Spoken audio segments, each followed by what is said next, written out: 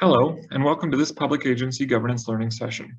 My name is Josh Cronmiller, and I work in the Public Agency Secretariat, which is housed in the Public Service Commission of the Government of Alberta.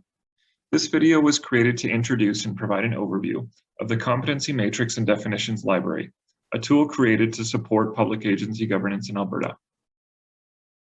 The Competency Matrix and Definitions Library is one in a set of tools and resources developed to accompany the public agency governance policy. These resources provide detailed information and instructions for how recommendations included in the policy should be followed, as well as tools such as document templates, which support good governance processes. The guidebooks and policy are available through the alberta.ca Agency Governance Policy webpage. In this presentation, I'll first talk about what the Competency Matrix and Definitions Library is and why it's important. My colleague Susan Latham will then walk through how to fill out and use the matrix and library. I'll then talk a bit about how the information collected can be mobilized before concluding the video. So let's get started with the presentation. Public agencies provide a range of important services on behalf of the Government of Alberta. These agencies are governed by boards made up of appointed and non-appointed individuals, also known as board members. When qualified board members are in place, more informed decisions can be made, and agencies are poised to fulfill their mandate and perform as effectively as possible. Based on feedback from departments and research identifying best practices, the Public Agency Secretariat developed the Competency Matrix and Definitions Library to make sure that qualified board members with the right set of skills and competencies are identified, chosen, evaluated, and replaced when their term expires. Using the matrix and library ensures that agencies and departments have the means to identify areas of strength, knowledge gaps, and opportunities to improve in certain competency areas. In addition, completing competency matrices provides evidence and information which can then be used by decision makers for board member appointments. In practice, the matrix and library provides clarity and consistency for the application of competency-based recruitment, performance measurement, and succession planning for public agencies. A competency lifecycle was developed to illustrate the bigger picture in that the matrix and library is capable of aligning several different governance activities. Competencies critical to the functioning of a given board can be identified and tracked through this life cycle. For instance, during competency identification, agencies require specific competencies to deliver mandated services. The Definitions Library provides a starting point for agencies to describe and choose the competencies that most closely reflect their needs. These can then be used during member recruitment to provide the foundation for recruitment activities, including the creation of the advertisement and screening of applicants. The matrix provides a clear listing and what level of knowledge, skills, and abilities will be required to meet competency criteria. During member evaluation, members are evaluated objectively and in alignment with the mandate and roles of the agency. Standard language in the competency definitions ensures common understanding and consistent application of the evaluation.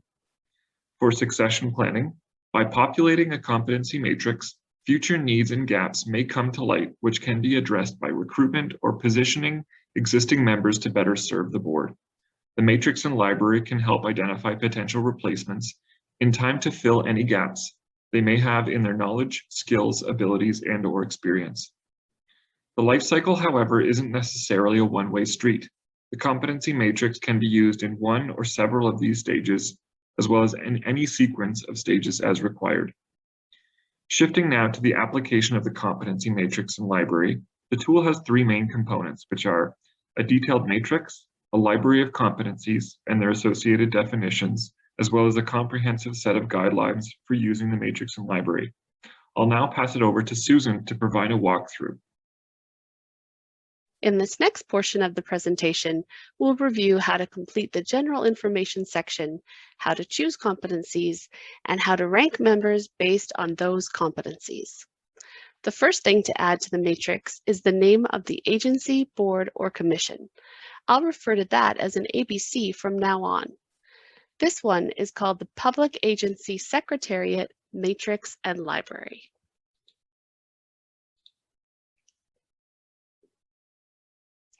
Next, we want to add the names of the members, their role on the ABC, their term expiry date and current term number, any committees they may be part of on the ABC, and the roles they serve on each one. Finally, we want to add any other information the member would like to disclose.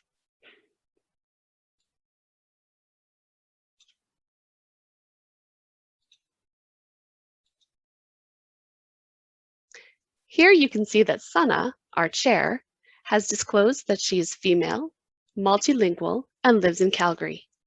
Josh, our vice chair, is male and lives in Edmonton. Susan, our member, is female, has accounting designation, and lives in Edmonton.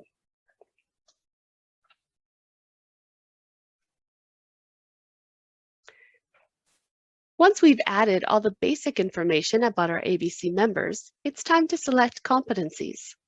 The Competency Library is a guide and foundation of knowledge, skills, abilities, attributes, and experience, organized into categories, specific skills, and definitions. This is a list of some of the competency categories and their corresponding competencies. To select a competency, first choose a competency category. Next, review the competencies and definitions listed under that category and select any that are critical for the ABC's effectiveness and success. Add each competency to the matrix, then add each competency and its corresponding definition to the second tab of the matrix. Repeat until all key competencies are selected. The competency library is not an exhaustive list, and ABCs may need to create a board-specific competency and add it to the matrix. Here's an example of a competency we needed that wasn't in the library, so we wrote it. Now let's take another look at the matrix and see what our ABC selected.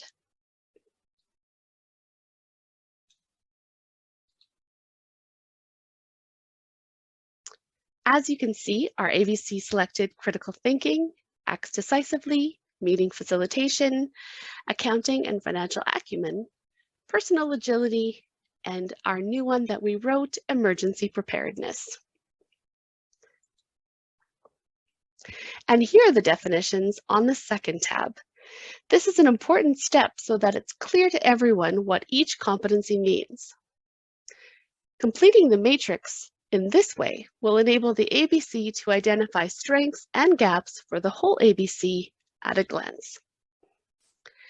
Now that we've selected all the competencies we need for the library and added the one that wasn't there, it's time to rank each member based on his or her understanding of and experience with each competency.